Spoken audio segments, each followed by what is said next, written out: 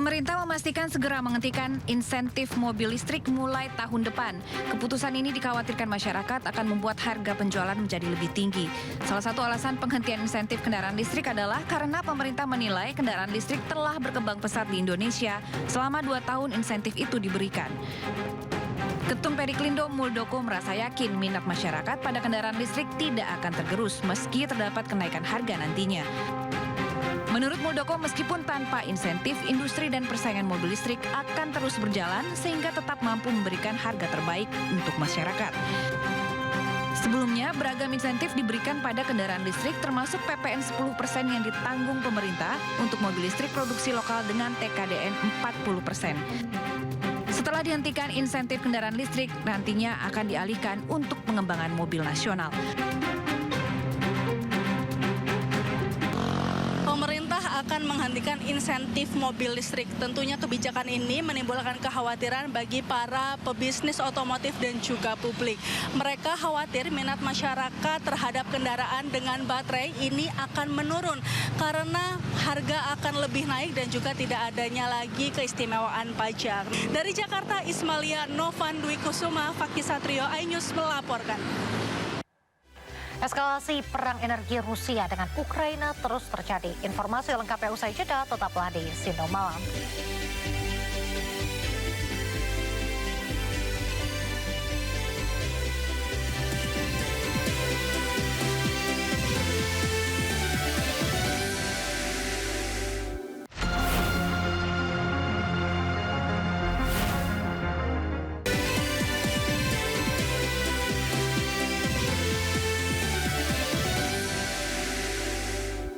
Terima kasih masih di Sindo Malam. Pemirsa, eskalasi perang energi Rusia dengan Ukraina.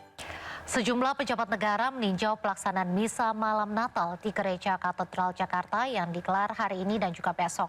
Jenderal Listio Sigit Prabowo juga mengerahkan 147.000 personil gabungan untuk mengamankan perayaan Natal dan Tahun Baru termasuk misa Natal di katedral.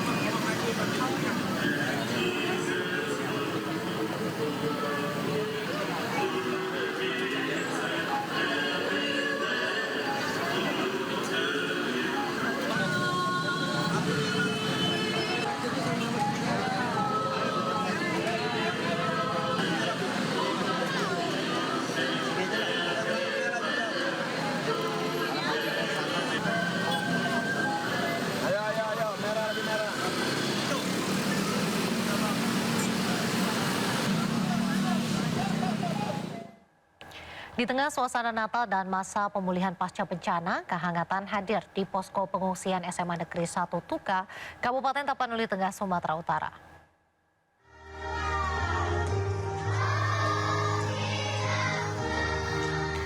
Perayaan Natal dilaksanakan dengan hikmat dan sederhana oleh para pengungsi korban bencana banjir bandang dan longsor Sumatera. Pada momen tersebut, Kapolda Sumatera Utara Irjen Pol Wisnu Hermawan hadir dan menyampaikan Natal merupakan momentum memperkuat iman, harapan, serta rasa persaudaraan, terutama bagi masyarakat yang tengah mengalami cobaan.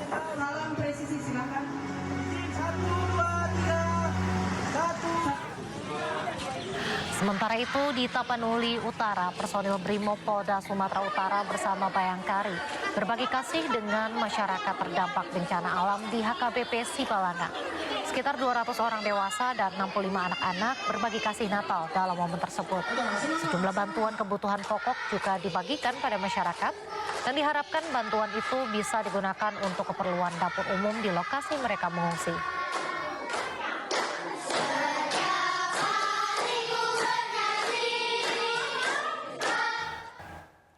Pemirsa, jalan utama penghubung Cirebon Majalengka terendam sedalam 60 cm. Akibatnya banyak pemotor yang mogok hingga arus lalu lintas lumpuh. Banjir sendiri disebabkan hujan deras dan diperparah tingginya debit sungai kiriman dari hulu.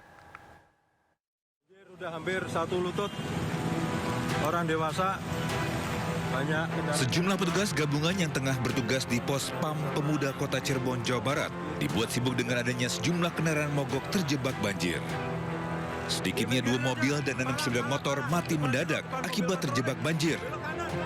Petugas coba melakukan evakuasi memperbaiki kendaraan tersebut. Namun 1 mobil diantaranya terpaksa harus diderek ke bengkel terdekat. Sementara itu arus lalu lintas dari arah Jakarta menuju Jawa terpantau ramai lancar. Dari Cirebon, Jawa Barat, Mahardika, iNews melaporkan. Warga Sumatera Barat belum juga bisa bernafas lega. Banjir bandang kembali menerjang daerah Kuo, Kecamatan Kuranci, Padang, Sumatera Barat. Sementara di Agam, masa tanggap darurat bencana diperpanjang.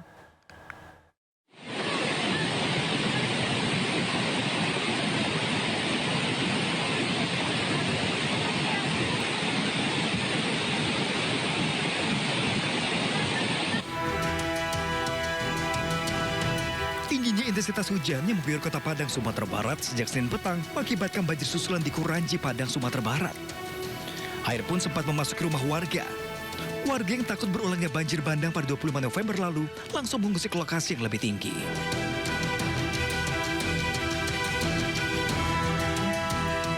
Sementara di Agam, Sumatera Barat, masa tanggap darurat bencana banjir dan longsor diperpanjang hingga 14 hari ke depan. Meski ditambah, namun pencarian terhadap korban hilang dihentikan. Saat ini pemerintah daerah memfokuskan penanganan pada pemulihan dan penyediaan hunian sementara bagi warga terdampak.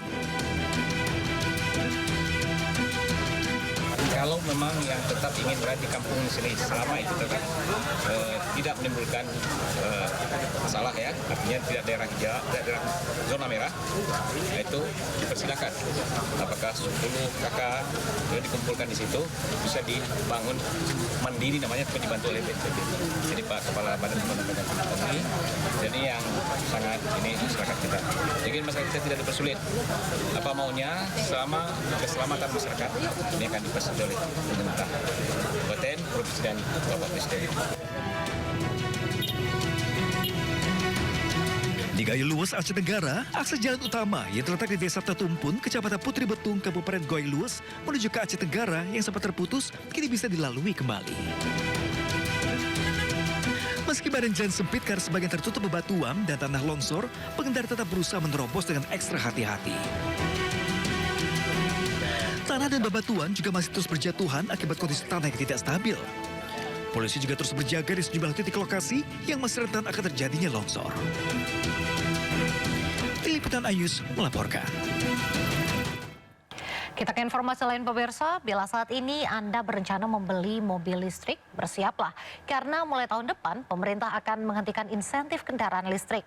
Keputusan tersebut berpotensi membuat harga kendaraan listrik melonjak dari sebelumnya.